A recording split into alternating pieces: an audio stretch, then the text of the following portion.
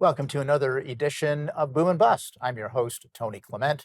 I'm here at the News Forum where all voices matter. Why are so many of the younger generation so interested in Canada becoming the 51st U.S. state as President Trump threatens? Our next guest has suggested reasons for this popular choice among Generation Zs. I welcome Élie Cantin-Nantel. He is an Ottawa correspondent for the Hub, which is an online news agency.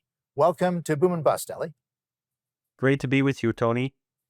Well, first, can you give us a sense of where you came to the conclusion that there is support for amongst Generation Zs in joining the United States?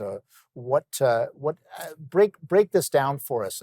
Why this age cohort is different from other age cohorts that you've studied? Yeah, sure. I'll do this in two parts. First, I'll tell you a bit about the numbers and a bit of my personal experiences with people my age that reinforce this idea, and then we can dive into some of the causes. Sure. As for what came about, first there was a poll done by Ipsos that found that 43%, so almost half of Canadians 18 to 34 would vote to join the U.S. if, and this is where I say if, and this is where we get into the second part, if we converted their assets to U.S. dollars and gave them U.S. citizenship. So that was the poll. On top of that, in my personal circles, I have a friend who works for a U.S.-based organization, who gave me a call on a Friday night, and he said, Élie, a bunch of my friends support this 51st state thing that's going on.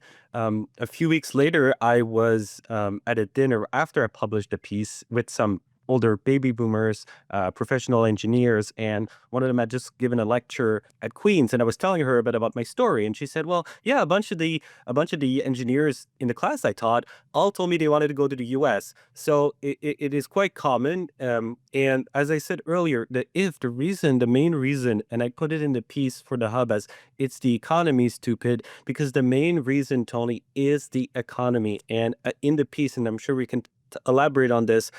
The economic difference now between Canada and the US, around Right. 10 years ago, it was around the same. I remember actually when I was a kid where the Canadian dollar was stronger than the US dollar, but today it's no longer the case.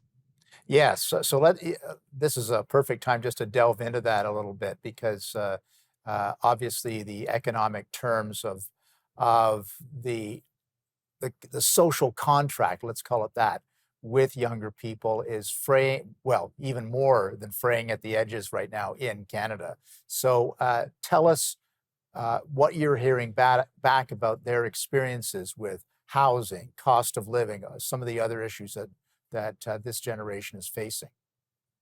Absolutely. I mean, first of all, you're so right about this social contract, what the Canadian promise. When I was younger, I used to tell my parents that I wanted to have a lot of money when I was older, and the answer that I got from them, from teachers, from people we knew who were wealthy, was you got to work hard. You got to work hard. And today, what's happening is even people that are in professions where the starting salary is quite high, and here this is like the higher, like 80 and 90, $100,000 a year. That's still not good enough to buy the average house. In Ottawa, I believe you need around 150, $160,000 a year to buy a house.